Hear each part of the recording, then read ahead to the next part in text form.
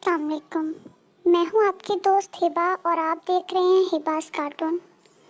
آج ہم پڑھیں گے دوسرا کلمہ ترجمے کے ساتھ۔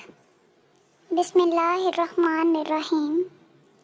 شروع کرتی ہوں اللہ کے بابرکت نام سے جو بڑا مہربان نہایت رحم کرنے والا ہے۔